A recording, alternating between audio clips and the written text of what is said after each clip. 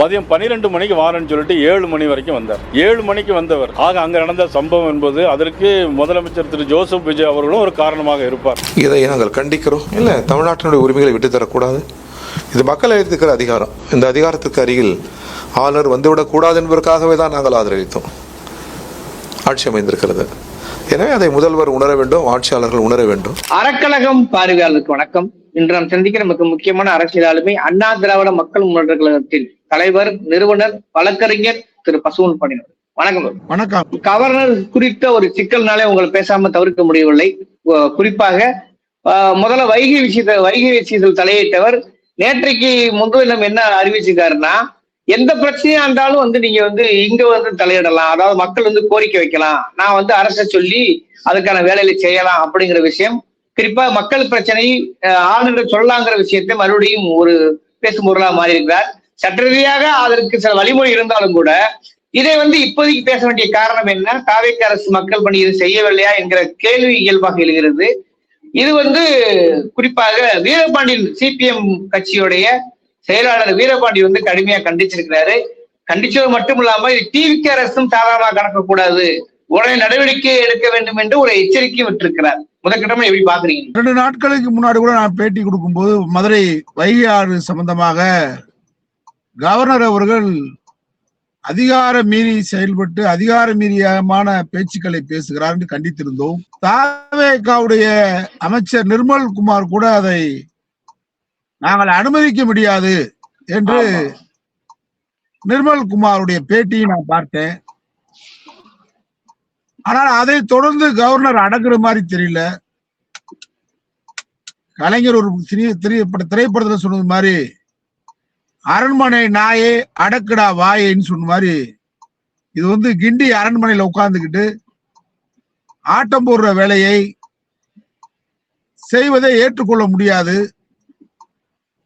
நம்முடைய கம்யூனிஸ்ட் கட்சியுடைய பொதுச் செயலாளர் வீரபாண்டியன் அவர்களுடைய அறிக்கை வரவேற்கத்தக்கது. ஏன் மற்றவர்களாம் அறிக்கையை கொடுக்காம கண்டனம் தெரிவிக்காம இருக்க எனக்கு தெரியல. தமிழ்நாட்டுடைய மாநில உரிமைகளை கையில் எடுப்பதற்கு இவர் யார்? உச்ச நீதிமன்றம் பல்வேறு தீர்ப்புகளில் கவர்னருடைய அதிகாரம் என்னன்றத தெளிவா சொல்லியிருக்கு. நம்முடைய பேரறிவாளன் நளினி வழக்குல கூட சொல்லியிருக்கு.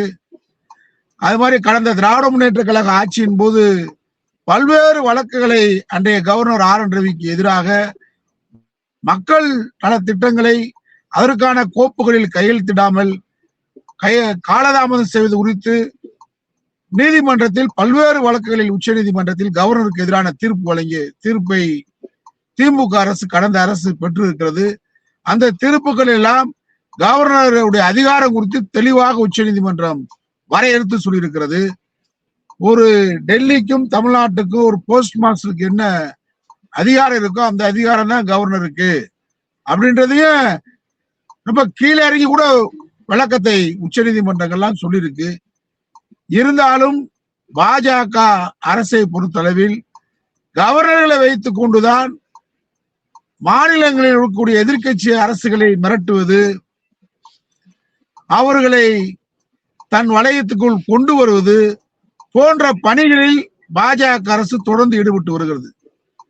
தாவேக அரசை பொறுத்தளவில் நமக்கு 1000 மனமாச்சரியங்கள், கருத்து வேறுபாடுகள் இருந்தாலும் மக்களால் தேர்ந்தெடுக்கப்பட்ட ஒரு அரசு தமிழ்நாட்டில் இருக்கு. மக்களால் தேர்ந்தெடுக்கப்பட்ட ஒரு முதலமைச்சர் இருக்கிறாரு, அமைச்சரவை இருக்கு.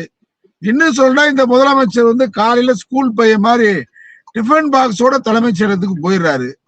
போயிட்டு மாலை 5 மணிக்கு தான் வர்றாரு. இந்த நிலைமையில கவர்னர் பொதுமக்கள் பெட்டிஷன்ல ஏன்ட்ட கொடுக்கலான்னு சொல்றது எந்த வகையில நியாயமான பேச்சு, அரசியலமைப்பு சட்டத்துக்கு உட்பட்ட பேச்சா அப்படின்றத தமிழ்நாட்டு மக்கள், தன்மானமுள்ள மக்கள், மானமுள்ள மக்கள், சுயமரியாதை மக்கள் யோசித்து பார்க்கணும். கவர்னருடைய நடவடிக்கையை வச்சு தாவேக அரசை மிரட்டி தனக்கு பணிய வைப்பதற்கான முயற்சியா? ஏற்கனவே பணிஞ்சு போய்தான் இருக்கு. எங்களை பொறுத்தவரை தாவேக அரசு என்பது RSS உடைய கள்ள குழந்தை தான் தாவேக என்பதை நிலைப்பாடலாம், அது வேற. இருந்தாலும் எடப்பாடி பழனிசாமி மீறின மாதிரி இவரு மீறுவதற்காக அவ்வப்போது கடிவாளம் போடுறதுக்காக தாவேக அரசை மிரட்டி தான் கையில வச்சுக்கிறணும் அப்படின்றதுக்காக மிரட்டல் பணியாக தான் இந்த பாணியை நான் பாக்குறேன், கவர்னருடைய பாணிய. இது வந்து ஆனா தாவேக அரசை பொறுத்தவரை முதலமைச்சர் வந்து அமைதியா இருக்க கூடாது. அவர் அமைதியா இருந்தா அவர் தலையிலேயே அவர் மண்ணவாரி போட்டுக்கிற மாதிரிதான். ஏன்னா நீங்க மக்களால் தேர்ந்தெடுக்கப்பட்டு தோழமை கட்சியில் திராவிட முன்னேற்ற கழகத்த கட்சியில ஆதரவோடு நீங்க எப்படியோ ஆட்சியில உட்கார்ந்துருக்கீங்க. உங்களுடைய ஆட்சியுடைய அதிகாரத்தை பறிப்பதற்காக, ஆட்சியினுடைய மாண்பை கெடுப்பதற்காக, அரசியலமைப்பு சட்டத்துக்கு எதிராக ஒரு முதலமைச்சர் கையாளாத முதலமைச்சர் தமிழ்நாட்டில் இருக்கிறாரு. இங்க இருக்கக்கூடிய அமைச்சரை வந்து பொதுமக்கள் பிரச்சனை எல்லாம் தீர்த்து வைக்கல, கவர்னர் மாளிகை தான் தீர்த்து வைக்கின்ற மாதிரி ஒரு பிரமையை அகில இந்திய அளவுல தாவேக அரசு ஒரு பொம்மை அரசுன்றத இவங்க பாஜக வெளிப்படுத்துறாங்களா? கவர்னருடைய நடவடிக்கை அப்படித்தானே இருக்கு. கவர்னர் இதே பாணியில போனாருன்னு சொன்னா தலைமைச் செயலகம் கிண்டி மாநில தான் இருக்குன்ற மாதிரி வரும். இப்ப நீங்க பார்த்தா நேற்றைக்கே நைனா நாகேந்திர ஒரு புகார் மனு வாங்கியிருக்கிறாரு. இந்த எம்எல்ஏக்களை குதிரை பேரம் பேசி வாங்கின சம்பந்தமா வாங்கியிருக்கிறாரு. அதிமுகலையும் வாங்கியிருக்கிறாரு, திமுக வாங்கியிருக்காங்க.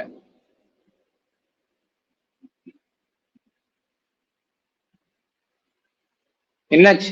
திமுக அவங்க வந்து ஒரு மிரட்டலில் ஈடுபட்டு வருவதாக நான் கருதுகிறேன். கவர்னருடைய நடவடிக்கை என்பது முழுக்க முழுக்க ஒரு அரசியலமைப்பு சட்டத்துக்கு எதிரான, கவர்னருடைய அதிகாரத்தை மீறி ஜனநாயக மாண்பை, மாநில உரிமைகளை பறிக்கின்ற நடவடிக்கையாக நான் பார்க்கிறேன்.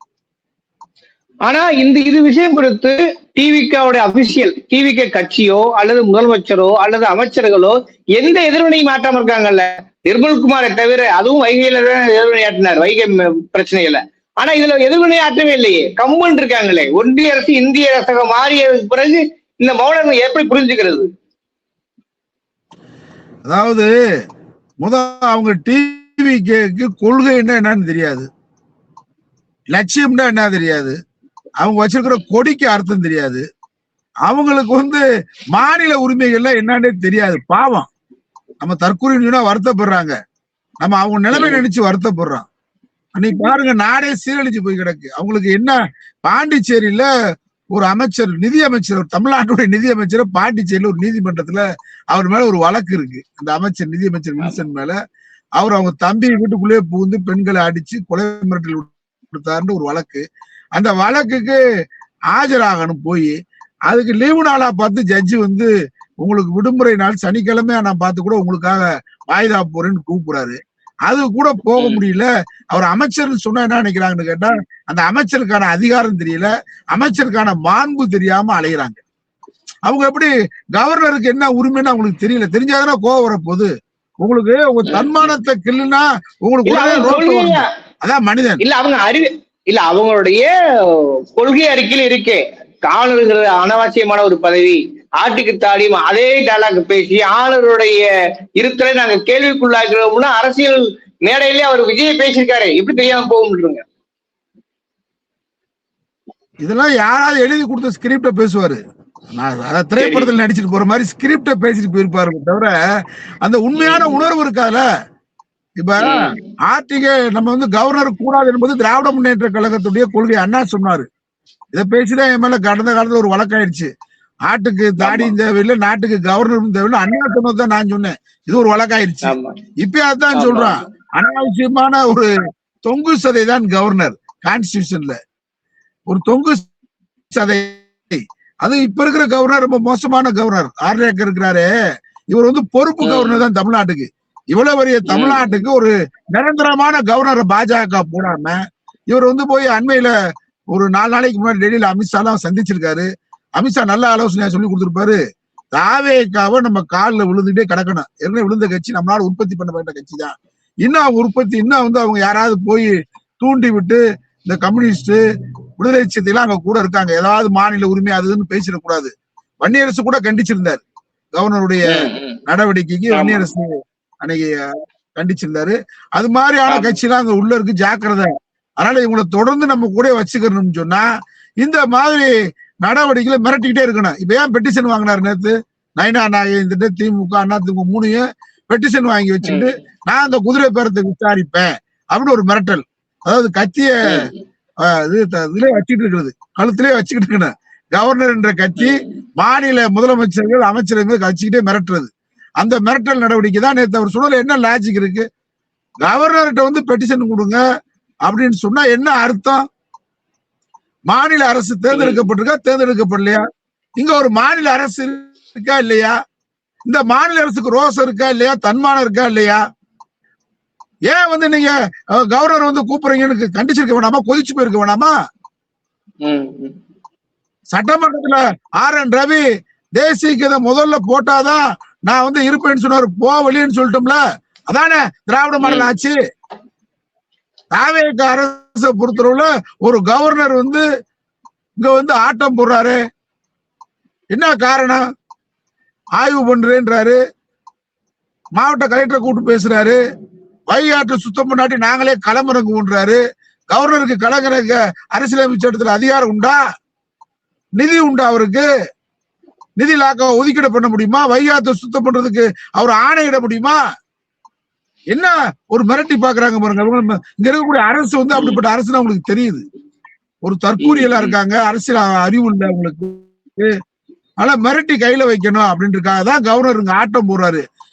இவங்க தாவேக்க அமைதியா இருக்கலாம், மாநில உரிமையை விட்டு கொடுக்கலாம், கவர்னருக்காக மிரளலாம். ஆனால் இது வந்து தாவேக்காவை மிரட்டுவதாக நாம் கருதவில்லை.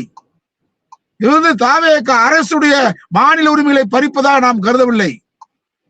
கவர்னரை வைத்து ஜனநாயக மாண்பை மாநில அரசுகளை கொத்தடிமையாக்குவதற்காக கவர்னரை வைத்து ஒன்றிய பாஜக அரசு மிரட்டுகிறது, மாநில உரிமைகளில் அத்துமீறி தலையிடுகிறது. ஆகவே தன்மானம் உள்ள தமிழர்கள் இதை சகித்துக் கொள்ள மாட்டோம். தாவேக அரசு தமிழ்நாட்டுடைய முதலமைச்சர் ஜோசப் விஜய் என்றால் பொறுத்துக் கொள்ளலாம், மானம் இல்லாமல் இருக்கலாம், சுயமரியாதை இல்லாமல் இருக்கலாம், தன்மானம் இல்லாமல் இருக்கலாம். தமிழர்கள் தன்மானம் உள்ளவர்கள், சுயமரியாதை உள்ளவர்கள் என்பதை போர்க்கோலம் கொண்டு நம்முடைய கவர்னருக்கு எதிராக இங்கே மிகப்பெரிய போராட்டத்தை நடத்த வேண்டிய சூழ்நிலை தமிழ்நாட்டில் ஏற்படும் என்பதை தான் நான் பாஜக அரசுக்கும் நம்முடைய கவர்னருக்கு எச்சரிக்கையாக தெரிவிக்கப்படுத்திக் கொள்கிறேன். தமிழ்நாடு எப்பவுமே நீர் ஊத்த நெருப்பு. தமிழ் மொழி மீது கை வைக்க முடியாது, சமூக நீதி மீது கை வைக்க முடியாது, மாநில உரிமைகள் மீது கை வைக்க முடியாது. இங்கே கவர்னர் மாநில உரிமைகளை நசுக்க வேண்டும், மாநில உரிமைகளை ஒழிக்க வேண்டும் என்பது அது எங்கள் பிரச்சனை, மக்களின் பிரச்சனை, தமிழ்நாட்டு மக்களுடைய பிரச்சனையா தான் பார்க்க முடியுது தவிர ஒரு தாவேக அரசை இழுக்காக பார்க்கிறார்கள். ஒரு தாவேக அரசு கையாளாக அரசாக இருக்கிறது. ஜோசப் விஜய் முதலமைச்சர் எதையும் தட்டி கேட்க மாட்டார். அவருக்கு மாநில உரிமைகளை பற்றி பொது அறிவு கிடையாது, போதிய அரசியலமைப்பு சட்ட போதிய அறிவு கிடையாது. அவரை நம்ம எப்படி வேணாலும் பயன்படுத்தலாம், மிரட்டலாம் என்று கருதினால் நாங்கள் தாவேக அரசை பார்க்க மாட்டோம். நாங்கள் பார்ப்பது தமிழனுடைய தன்மான உரிமைகளை, தமிழனுடைய மாநில உரிமைகளை. இந்த அரசியலமைப்பு சட்டம் அம்பேத்கர் எழுதிய அரசியலமைப்பு சட்டத்துக்கு எதிராக இங்கே கவர்னர் செயல்படுவதாக நாங்கள் கருதுவோம். ஆகவே கவர்னருக்கு எதிராக தகர்ப்படும் என்பதை நான் இந்த நேரத்தில் தெரியப்படுத்திக் கொள்கிறேன்.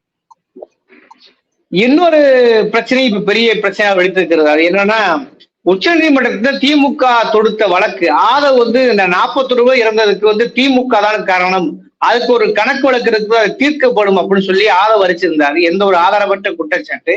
அதை எதிர்த்து உச்ச நீதிமன்றத்தில் நேற்று 2 தினங்களுக்கு முன்னாடி வழக்கு தொடுக்கப்பட்டது. அந்த வழக்கு விசாரணை நாளை விசாரணைக்கு எடுத்துக் கொள்வதாக உச்ச நீதிமன்றம் அறிவித்திருக்கிறது. என்ன நடக்க வாய்க்கிறது? இந்த அதிரடி எப்படி பாக்குறீங்க? ஆதவ் அர்ஜுனாவுடைய அமைச்சர் பதவிய பறிக்கப்பட வேண்டும். அவர் பதவி பிரமாணம் எடுத்துக்கொண்டதற்கு எதிராக தொடர்ந்து செயல்பட்டு வருகிறார். தமிழகத்தில் வன்முறை கலாச்சாரத்தை ஊக்குவிக்கிறது மாதிரி அவருடைய பேச்சுக்கள், அமைச்சர் என்ற தகுதியை, அமைச்சர் என்ற அந்த அதிகாரத்தை மீறி அமைச்சருக்கான இலக்கணம் இல்லாமல் ஆதவ் அர்ஜுனா செயல்படுகிறார். கரூர் விஷயத்தை பொறுத்தளவில் அன்றைக்கு நடந்தவுடன் முதலமைச்சராக இருந்த நம்முடைய திராவிட மாடல் முதலமைச்சர் ஸ்டாலின் அவர்கள் இரவோடு இரவாக கரூருக்கு சென்றார். கரூரில் 41 பேர் அங்கே இறந்து கொண்டிருக்கிறார்கள், இன்னும் எண்ணிக்கை கூடும், பலர் காயமடைந்திருக்கிறார் என்ற செய்தி எல்லாம் வந்து கொண்டிருக்கும் போதே தப்பித்து பிழைத்தோம் என்று ஓடிய அந்த கூட்டம் தான் விஜய் கூட்டம். முதலமைச்சர் தலைமையில் ஆதவர்ஜுனா அங்கே இறுதி அஞ்சலி செலுத்தினாரா? இறந்தவர்களுக்கு இறுதி அஞ்சலி செலுத்தினாரா? முஷி ஆனந்த் செலுத்தினாரா? நிர்மல் குமார் செலுத்தினாரா? அங்கே இருக்கக்கூடிய கரூர் மாவட்ட செயலாளர் செலுத்தினாரா? அங்கே அனைத்து அலங்கோலங்களையும் செய்துவிட்டு ஓடியாந்துட்டாங்க. அன்றைக்கு முதலமைச்சராக இருந்த ஸ்டாலின் அவர்களும் சுகாதாரத்துறை அமைச்சராக இருந்த மா சுப்பிரமணியம் அவர்களும் அன்றைக்கு கரூர் சட்டப்பேரவை உறுப்பினராக இருந்த செந்தில் பாலாஜி முன்னாள் அமைச்சர் அவர்களும் அங்கே உடனடியான உதவிகளை மருத்துவமனையில் பாதிக்கப்பட்டவர்களுக்கு இறந்தவர்களுக்கு செய்து அதற்கான நிதி உதவியை செய்து ஆறுதல் படுத்தி ஆற்றுப்படுத்தி அங்கே அந்த இரங்கலில் முழுமையாக அன்பில் மகேஷ் பொய்யாமொழி போன்றவர்களாம் கண்ணீர் விட்டு அழுத காட்சியை நாம் பார்த்தோம்.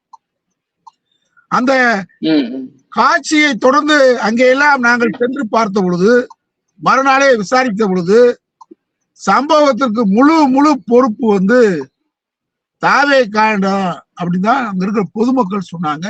நம்மளே பார்த்தோம். கூட்டம் சேர்ந்த அளவுக்கு போதிய அளவுக்கு தண்ணீர் இல்லை, செருப்பு கிடந்துச்சு. செருப்பு அளவுக்கு தண்ணி பாட்டில் காலி பாட்டில் கிடந்துச்சா? இல்ல. அப்ப தண்ணீர் வசதி செய்யல. கூட்டம் சொன்ன நேரத்துக்கு விஜய் வரல. இவ்வளவு இருக்கு. இதையெல்லாம் அன்றைக்கு முதலமைச்சர் இன்னைக்கு அனிதா ராதாகிருஷ்ணன் ஏதோ பேசிட்டார் உடனே கைது செய்கிற பழி வாங்குகின்ற இந்த முதலமைச்சர் அன்றைக்கு ஸ்டாலின் செய்த மிகப்பெரிய தவறு. திராவிட முன்னேற்ற கழக அரசு சட்டத்தின் ஆட்சி நடத்தவில்லை. இந்த இடத்துல அன்னைக்கு நான் திமுகவை தான் குறை சொல்லுவேன். அன்றைக்கு ஆதவ அர்ஜுனாவை கைது செய்திருக்க வேண்டும். அன்றைக்கு முஷி ஆனந்தை கைது செய்திருக்க வேண்டும். அன்றைக்கு பனையூர் வீட்டில் வைத்து விஜயை கைது செய்து புழல் சிறையில் அடைத்திருக்க வேண்டும். பழிவாங்க நோக்கம் இல்ல. ஸ்டாலின் வந்து 41 பேர் இருந்ததுக்கு என்ன நடவடிக்கை எடுத்தான்னு கேட்கிறேன் அன்றைய முதலமைச்சர்.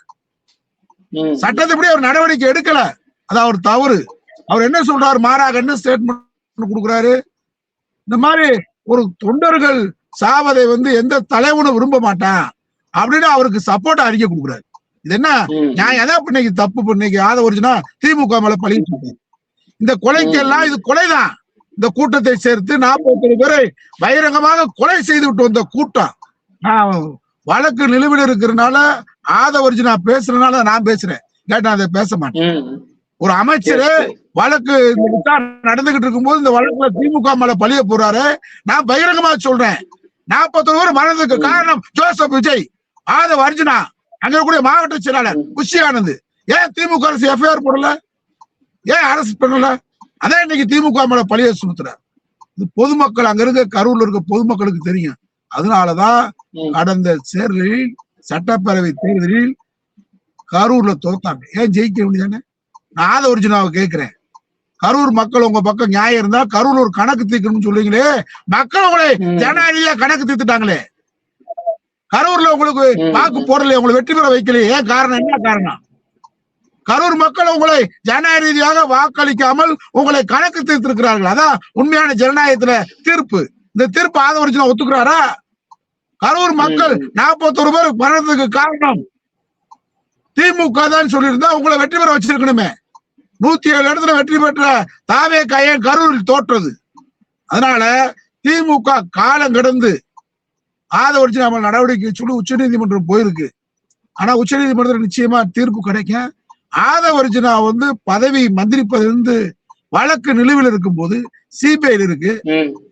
சிபிஐல விசாரணை நடந்துகிட்டு இருக்கு. உங்களை கூப்பிட்டு விசாரிச்சிருக்காங்க. அதுல இவரும் விசாரிக்கப்பட்டிருக்கிறார். ஆதவ அர்ஜுனா விசாரிக்கப்பட்டிருக்கிறார். ஜோசப் விஜய் விசாரிக்கப்பட்டிருக்கிறார். முஷி ஆனந்த் விசாரிக்கப்பட்டிருக்கிறார். காவல்துறை அதிகாரிகள் எல்லாம் விசாரிக்கப்பட்டிருக்கிறார்கள்.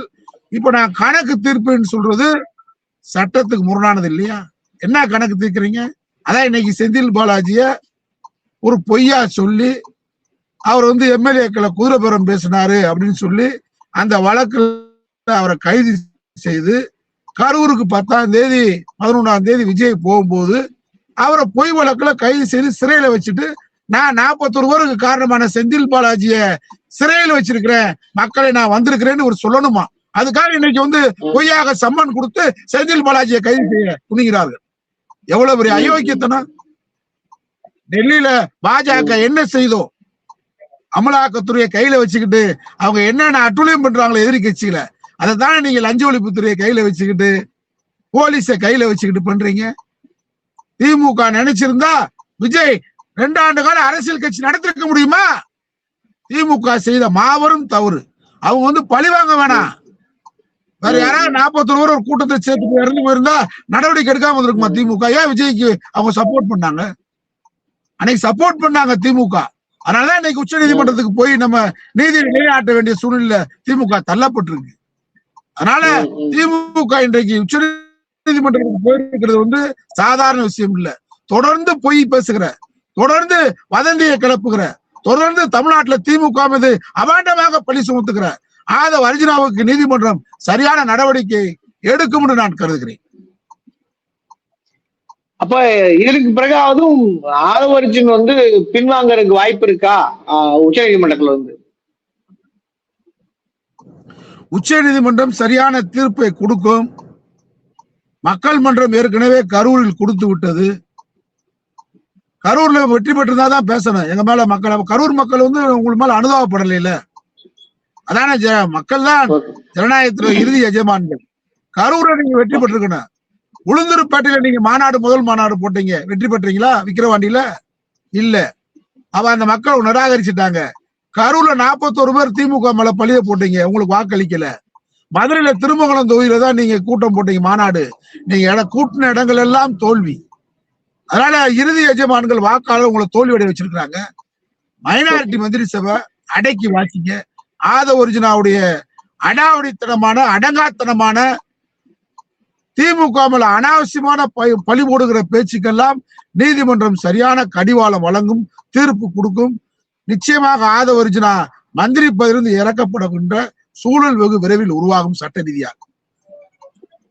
ஓகே, உங்கள் கடுமையான விமர்சனங்களை அப்படியே மக்கள் பார்வைக்கு விட்டு விடுதேன். விவகாரத்துறை அறக்கழகத்துக்கு நேரம் ஒதுக்கி நன்றி.